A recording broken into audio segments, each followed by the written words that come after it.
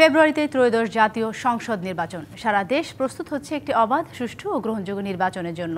ভোটের হাওয়ায় কি ভাবছেন সাধারণ মানুষ থেকে শুরু করে আগামী জনপ্রতিনিধিরা, সে কথা জানাতে ডিবিসি নিউজের ইলেকশন এক্সপ্রেস ছুটে যাবে সবগুলো সংসদীয় আসনে। আজ সারাদিন আছে সংসদীয় আসন 14, নীলফামারী 3-এ। স্বাগত জানাচ্ছি সিএসআরএম ডিবিসি ইলেকশন এক্সপ্রেসে। আমার সঙ্গে এই মুহূর্তে যুক্ত আছেন জলঢাকা উপজেলার ইসলামী আন্দোলন বাংলাদেশের সভাপতি সহ পাশে রয়েছেন, বাম পাশে রয়েছেন সহসভাপতি। কথা বলবো দুজনের সঙ্গেই। স্বাগত আপনাকে, আপনাদের দুজনকেই সিএসআরএম ডিবিসি ইলেকশন এক্সপ্রেসের। শুরুতে যেতে চাই যে আপনাকে দল মনোনয়ন দিয়েছে বা আপনি ঘোষিত প্রার্থী, এই দলটি নিয়ে আপনার ভাবনা কি বা এই আসনটি নিয়ে আপনার ভাবনা কি? আসসালামু আলাইকুম রহমতুল্লাহ বারাকাতু।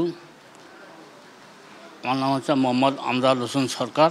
আমি পেশায় একজন দলিল লেখক এবং ইসলামী আন্দোলন বাংলাদেশ জলঢাকা উপজেলা শাখার সভাপতি ও নীলফামারী 14। আপনার ভাবনাটা একটু বলবেন, এই আসনটি নিয়ে আপনার কী চিন্তা হবে? এই আসনটা আমরা এবার জিতবো ইনশাল্লাহ, কারণ জনগণ আমাদের প্রচুর পরিমাণে কথা দিয়েছে এবং চায় আমরা যেহেতু সমস্ত এই অঞ্চলের জনগণের পাশে আসি এবং তাদের আপদ বিপদে আমরা অগ্রগামী ভূমিকা পালন করি এবং মানুষের ন্যায় পক্ষে অন্যায়ের বিরুদ্ধে আমরা রুখে দাঁড়াই এবং তাদের অনেক সেবা যত্ন শুশ্রূষা করি। এই জন্য আমরা যথেষ্ট আমাদের আছে যা এবার আমার বিজয় লাভ করবো ইনশাল্লাহ। আমি এখানে সহসভাপতি আছেন, একটু জানতে চাই যদি আপনারা জোটে যান জামাতের সঙ্গে, তাহলে আসলে কী হতে পারে বা আপনাদের প্রার্থী যিনি আছেন তাকে বাদ দিয়ে জামাতের থেকে এখানে আসতে পারেন অন্য কেউ, সেক্ষেত্রে আপনারা এক হয়ে কাজ করবেন?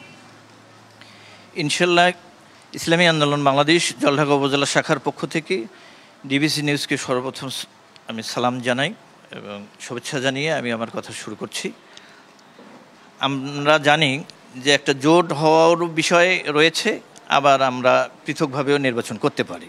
যদি পৃথকভাবে নির্বাচন করি সেই ক্ষেত্রে আমাদের যে নির্বাচন নিয়ে এনভায়রনমেন্টটা যে আমাদের যে সাজানো রয়েছে সেটা হলো আমাদের বহু স্কুল কলেজ মাদ্রাসার উন্নয়নমূলক কিছু কর্মকাণ্ডের সাথে আমাদের প্রার্থী ইসলামী আন্দোলনের সম্মানিত প্রার্থী জনাব আমজাদ হোসেন সরকার, তিনি মোটামুটি ভালো জনহিতকর কর্মকাণ্ড সাধিত করেছেন।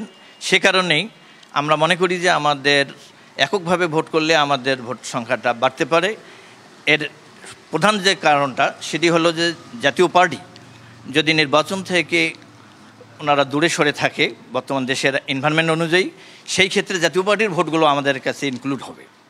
পাশাপাশি আমাদের যে সনাতন ধর্মাবলম্বী এই ভাইয়েরা, যেহেতু আমরা স্বাধীনতার পরবর্তী সময়ের ইসলামিক সংগঠন, সে কারণে স্বাভাবিকভাবেই আমরা যেটা আমাদের নির্বাচন এরিয়ায় আমরা যেটা আশ্বস্ত পেয়েছি যে ওনারা মোটামুটি এক পায়ে দাঁড়িয়ে আছে যে ইসলামী আন্দোলন বাংলাদেশকেই আমরা এবারে ক্ষমতায় দেখতে চাই। যদি আপনারা বিজয়ী হন তাহলে এই আসনটির জন্য আপনাদের পরিকল্পনা কী করতে চান এই আসনের জন্য? এই আসনে এই আসনকে ঘিরে নানাবিধ আমাদের পরিকল্পনা রয়েছে। তার মধ্যে আমাদের বিগত ফ্যাসিস্ট সরকারের আমলে যে আমাদের যে স্টেডিয়ামটা আছে, যে খেলা ক্রীড়ার মাধ্যমে দেশ সমুন্নত হয়, সেই স্টেডিয়ামটা এখনও ঘেরা নাই। সেই স্টেডিয়ামটা সর্বপ্রথম আমরা ঘেরব। সেই উন্নয়নের বিষয়টি আমি সভাপতির কাছে একটু জানতে চাই, আপনার কি কি উন্নয়ন করার পরিকল্পনা আছে যদি আপনি এখানে বিজয়ী হন? আমি যদি এখানে বিজয় হই, আমরা সর্বপ্রথম করব কি যে ইসলাম সমাজ ব্যবস্থাকে, দুর্নীতিগ্রস্ত সমাজ ব্যবস্থাকে আমরা পুরোপুরি উচ্ছেদ করে একটা নির্দিষ্টভাবে সুস্থ সমাজ ব্যবস্থা গড়ে চলব ইসলামিকভাবে। এবং এখানে চাঁদাবাজি চলে খুব, অন্য অন্য দলরা খুব চাঁদাবাজি করে, এই চাঁদা আমরা বন্ধ করব। এমন নিরীহ জনগণের পাশে আমরা যেহেতু প্রথমও আছি, পরে আরও বেশি ব্যাপার থাকবো এবং তাদের অধিকার আমরা আদায় করে ছাড়বো ইনশাআল্লাহ। এবং তাদের উন্নয়ন ক্ষেত্রে মনে করেন বিভিন্ন যে গেছে সেটা আমরা যথাসাধ্য চেষ্টা করব এবং তাদের অধিকার ন্যায্য যেটা পাওনা, ন্যায্য যেটা সেটা আমরা পুরোপুরি পাওয়ার চেষ্টা করবো ইনশাআল্লাহ। অসংখ্য ধন্যবাদ আপনাদের দুজনকে। পরবর্তী সংবাদ বিকেল 5টা থাকছে ভিন্ন কোনো রাজনৈতিক দলের তৃণমূল পর্যায়ে নেতাকর্মীরা কী ভাবছেন আগামী নির্বাচনকে কেন্দ্র করে সেসব বিষয়। সঙ্গে থাকুন সিএসআরএম ডিবিসি ইলেকশন এক্সপ্রেসের।